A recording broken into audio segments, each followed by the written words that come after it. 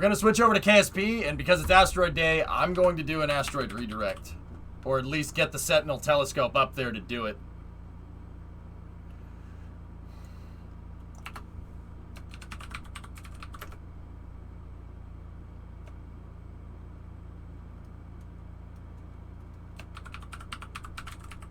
We could do asteroid detection. We can do, let's do asteroid.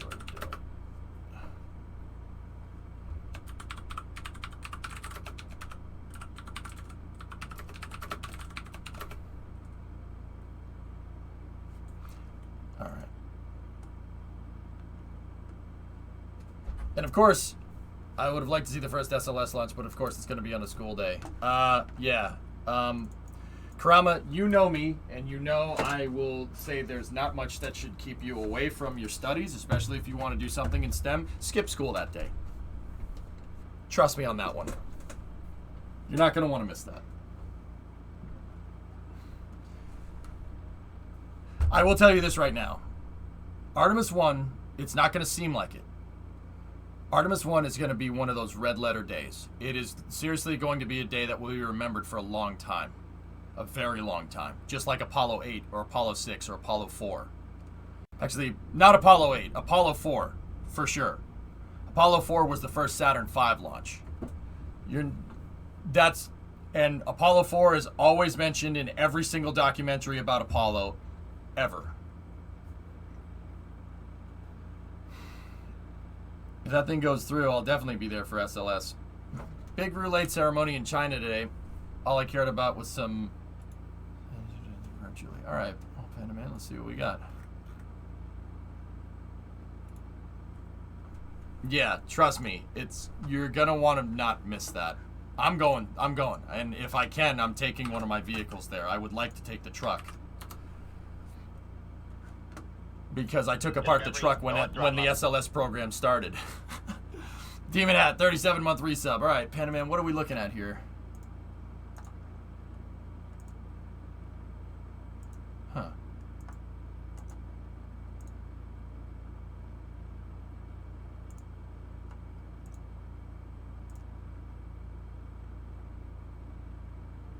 Is it 100th anniversary of the founding of the Communist Party? Okay. What is this? What the hell is this?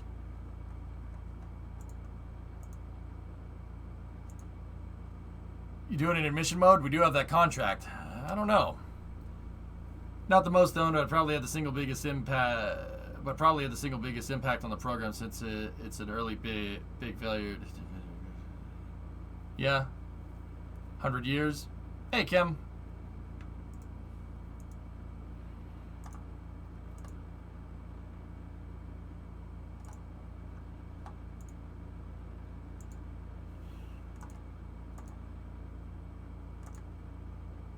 Oh, that thing. Look at that thing. What's that? That's the J20, isn't it? That's strange. I still can't figure out what that thing is supposed to do. I'll be honest with you. I can't figure out what its strategic role is, but then again, you know, I guess we could have said the same things about the stuff in the Soviet Union until after the Soviet Union, you know, collapsed. That's when we figured out what everything did.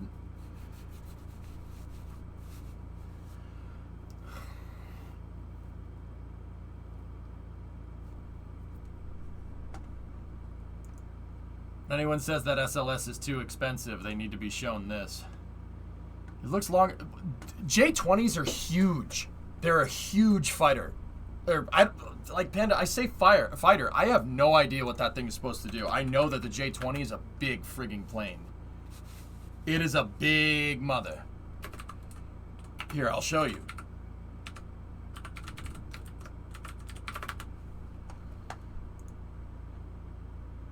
And I'm not, like, trying to be mean when I say I don't understand what it does, but look at the size of it.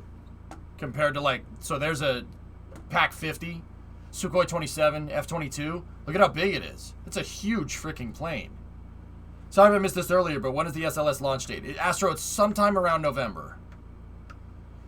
I don't know what it's supposed to do. Typically with a canarded delta wing design like this, you'd be opting for air superiority. Canards usually are, I get it, everyone's going to be like, oh, EJ, you hate those. No, not necessarily. But look at this picture from the front. You have dihedral canards. What are we trying to do here? Like, I don't understand its role, and maybe that's just because I'm too used to Western stuff, but, I mean, I understand the Russian stuff. Did an art pass on your F-35. Oh, hey. I like the cockpit, Jason. That looks really good. Nice. It's not cheating or anything. It's just that I always say that canards are an ends to a means to an end, right? Like, you'd use canards for air superiority, but it doesn't seem like the J-20 is supposed to be designed for that.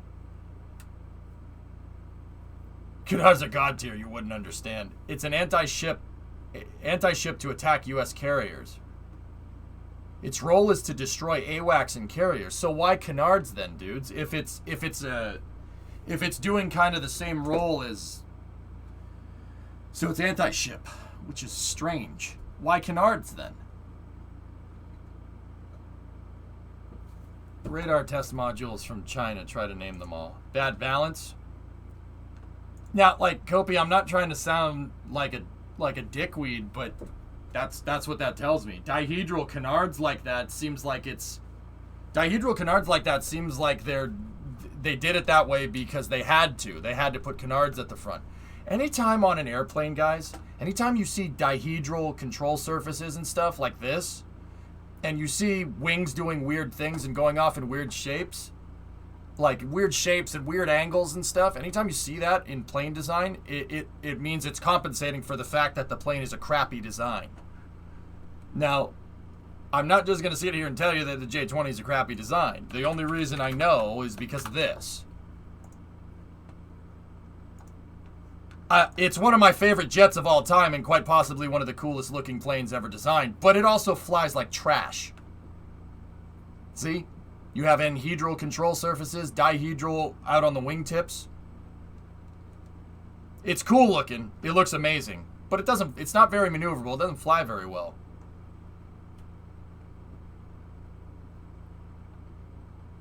Directing airflow over the delta wing vortex to generate more lift. What if the canard is deflected? Oh no, then you're taking lift away from your wings. Yeah, trust me. Anytime you see weird, like wings doing this or wings doing that, or control surfaces that are in a weird shape, that's compensating for the fact that it's a trash design. And once again, don't get me wrong. I love F4 Phantoms, but they are not very good. They are good at going in a straight line, and that's about it. Care to explain what the purpose of a canard is? A canard is designed, usually employed in an air superiority role. In terms of fighters, it's used for an air superiority role. Basically to outmaneuver.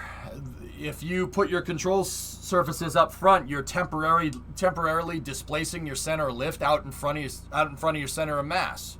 So when you have a plane that's flying, right? You have your center of mass right here, and your center of lift is just behind it. You have a canard up in the front that flips up. Your center of lift is going to go over here. And that makes the plane temporarily unstable, and it'll aid you in a corner. It'll aid you in cornering. Same thing as thrust vectoring. The Eurofighter uses it to a very, very, very, very, very good... the Eurofighter does that to a very good effect. The Eurofighter can outturn stuff because, once again, you're temporarily moving your center of pressure out in front of your center of lift, so you can really do a sharp turn with it. The Russians went about that problem a little bit differently with that plane on the far left, the Sukhoi 27, which is one of my favorite planes. That's like quite possibly my favorite Russian plane. You see how much further apart the engines are on the Russian aircraft? I'm sure you know why that is. So the Russians didn't go with canards. The Russians figured out a different way to do that. Basically, well,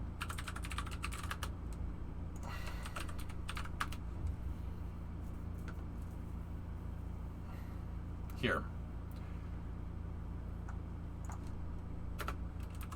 Watch. Okay, the music would have been bad. Watch this. See? Check it out. They're using thrust vectoring to... The Russians have thrust vectoring on their engines to basically compensate. Now that version, that's an Su-27M with Canards on it as well. The Su-57 has Canards though. Why? To achieve better maneuverability. But the Su... Oh! It temporarily off-balances the center of mass, center of lift of the plane by using the center of thrust to counteract your center of lift force. So the thing can just flip over. They basically, with the Sukhoi, it's basically an air superiority fighter, right? It's designed so, like, if it has somebody on its tail, like if there's an F-15 chasing it, the Sukhoi can just flip up like this, and the engines can turn, and it'll flip it up, and the whole thing becomes an air brake. And that's a really easy way to get a guy off your tail. You basically can outbrake him. It's a handbrake for the airplane. Amongst other things. That maneuver is called Pugachev's Cobra. Yeah, F-22s can Cobra too, but the thing is that the Su-27 is from the late 70s, early 80s. There's nothing in the West that could do that until the F-22 came along. The F-15s can't do that. And I'm saying that... Oh, so much for that Eurofighter. Hi, Pick. How did it not rip itself apart? Because it's a damn good design, goalie. I mean, yeah... Crazy engineering to get a plane to do that and not shred itself. You're drastically changing your center of pressure. Your center of pressure is being thus force being imparted on the vehicle changes very, very quickly. If another plane tried to do this, it would shred itself. It would rip itself to shreds. The F-15 doesn't need to. She's perfect. It's a great... That's why the Su-27 and subsequently the Su-35 is my favorite, because it can do cool stuff like that.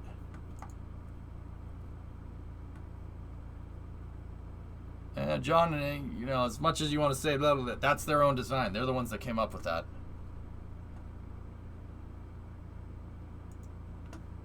I think it's a pretty plane, too. Here, look at this thing flying around. Oh! Yeah, that's a 27M. That one has Canards on it.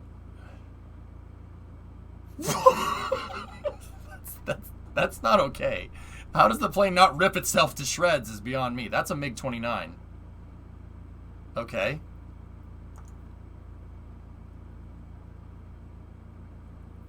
Like I said, those guys at Sukhoi knew what the hell they were doing. Like I said, entire plane turns itself into an air brake. That's why, basically, you could step on the brakes and somebody can go right past you and then you're behind them, not vice versa.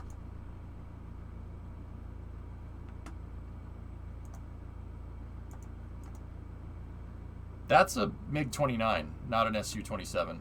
But this is the thing for Cobra maneuvers, so. How does he flip it back over? Thrust vectoring, goalie. Dude, the nozzles on those engines have... The thrust vectoring can go probably like 10 to 15 degrees off the center line. The nozzles on those things look like apertures on a camera that can just point in different directions. It's pretty insane. Pretty crazy piece of kit.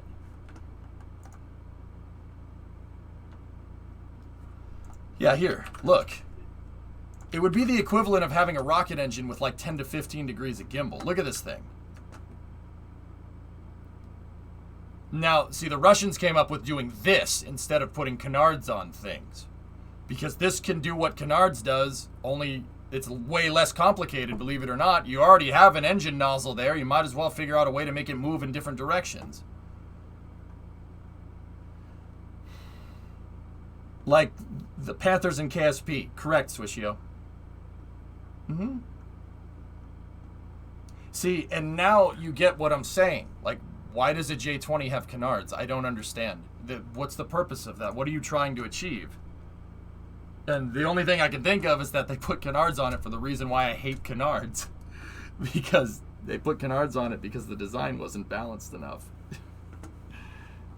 They'll figure it out, but freaking, yeah. That's the vibe that I get from that. What's the best fighter in terms of agility in the sky? Everything combined rocket speed. I'd take the F-22, Clutch. The F-22 or the PAC-50. Yeah, This thing is... The F-22 is insane. It's ridiculous. But yeah, anyway, here. If it works, it works. There you go. Huh. Alright. Sweet! Here we go! New version of KSP. Pack 50 isn't very good. I actually probably take an Su-35 over a Pack 50. If I have to choose, I'd take an AC-130 and promptly get shot down by a Sukhoi 35. Repost your favorite Russian plane. MiG-25? Yeah, it's alright if you like going fast. Or no, that's a MiG-31, excuse me. I had to read it. Canards have a really great advantage at creating lift instead of creating downforce when trying to climb. Yeah. They should have never stopped making the F-22. Agreed. As a Frenchman, you'd choose the Rafale? Yeah. Guys, here's the thing about planes, all right? Here's the thing about airplanes, and this is the last thing I'm going to do before we jump in and do some asteroid stuff, okay? What do you think about Swedish fighters? They're okay, Chonin. Yeah, they're cool fighters. I mean, like, I was about to say I don't think it has the technological capability of being able to match the F-22, but once again, here's the thing about airplanes, particularly dogfights, okay? There's no one plane that's better than another. I'm dead serious about that. Now, don't get me wrong. If you had a Spitfire and you went up against an F-22, you're not surviving. There's no way. You're not surviving. However, if you take planes from equal generations and put them up against each other, so you take an F-15 and an Su-27, which are from the same generation of fighters, right? You have to compare period correct fighters, right? So you compare an F-86 to a MiG-17. You compare an F-4 Phantom to a MiG-21. You compare an Su-27 to F-15. You compare the FAC-50 to an F-22, right? If you're comparing them, no plane has any theoretical advantage over another. It's the pilot, all right? In flying, there's this thing called situational awareness, all right? Basically, how conscious you are of your surroundings. And pilot skill has a lot to do with situational awareness. So, what does that mean? That means that even in some cases, you know, if you have fighters that cross generations, okay, you could still be in a theoretically inferior vehicle and still shoot stuff down. There's many cases from Vietnam of F-4s getting shot down by MiGs. F-4s getting shot down by MiG-17s, but because the MiG-17 is a big 30mm cannon on the front. Or I think it's like a 27mm cannon or something weird. But there's instances of fighters that were from the Korean War shooting down modern U.S. fighters in Vietnam. That happens.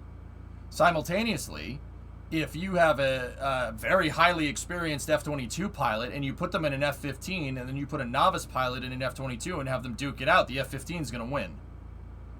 It's all about pilot skill. It has nothing to do with what a different plane. The plane is just a tool, all right?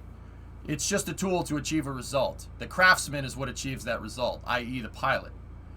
If you have a wood shop and you put somebody in there that knows nothing about making tables and you ask them to make you a table, you're not going to get anything. You're going to get something that looks like a giraffe, a baby giraffe walking around, and the table's going to fall over.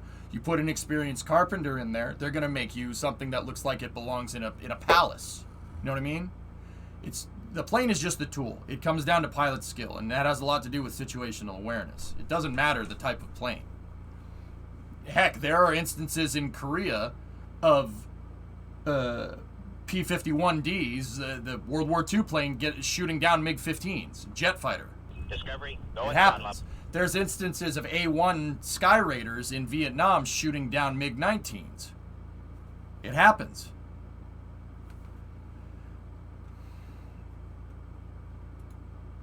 I've seen this design somewhere. Yeah. Shonen with the 2-month resub.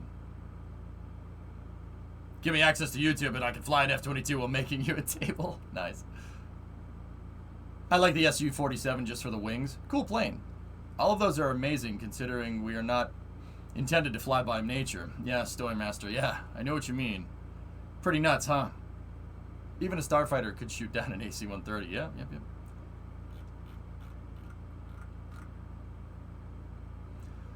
Well, that's true for dogfighting. In the world of BVR, the planes... Yeah, we're talking about dogfighting, though, S. So, I mean, yeah, I'm sure...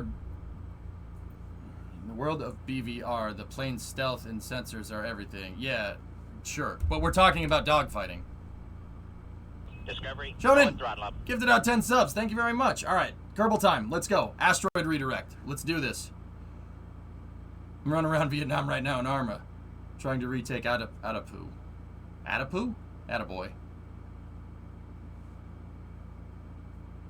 Yeah, Scuzzlebutt. That's what S-Master is talking about. In the modern battlefield, it's basically find the other guy before he finds you and shoot him before he figures out what's going on. That's what the F-22 is designed to do. The F-22 can fight. You can dogfight with it. It has a 20mm cannon on it. But if you're using an F-22 and you have to dogfight somebody, you did something wrong. The F-22 is designed to detect the other guy and shoot a missile at him before he even figures out what's going on. The other guy will just be flying around looking for the F-22 and missile in the front door. The Yak 141 was cool too. Didn't get enough time to become something better though. The 141. Oh yeah, yeah, cool plane. I agree. Gee, I wonder what... Huh. I wonder where the F-35 got that idea from. So my table isn't supposed to look like this? Jeez.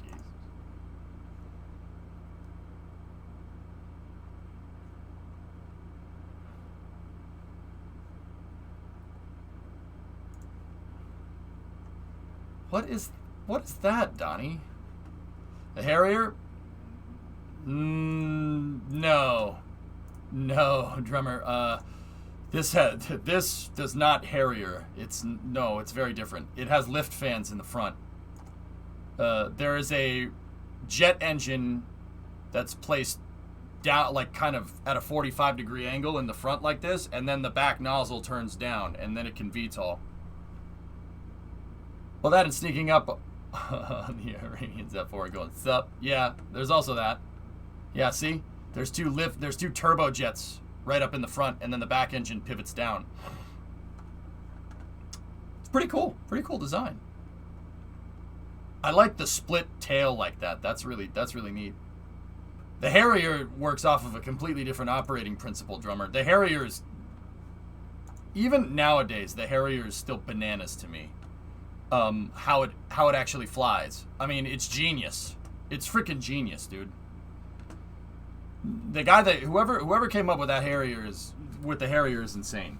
Like, you have to have such a fundamental understanding about physics to be able to come up with something like the Harrier. Like, dude, that's British design. That's British plane design in a nutshell. And I'm saying that as Mr. America over here. It's a damn good design. Funny story, the U.S. bought some of them in the 90s, so some knowledge probably passed to the F-35. Wouldn't be surprised, Kem. We did that with everything, dude. We bought Hinds, we bought Yaks, we bought MiG-29s. We use them for OP-4 over here. Dude, there's an entire squadron of U.S. fighters that fly MiG-29s. They're around. You don't hear about them much, but it's called OP-4 in the U.S., opposing force.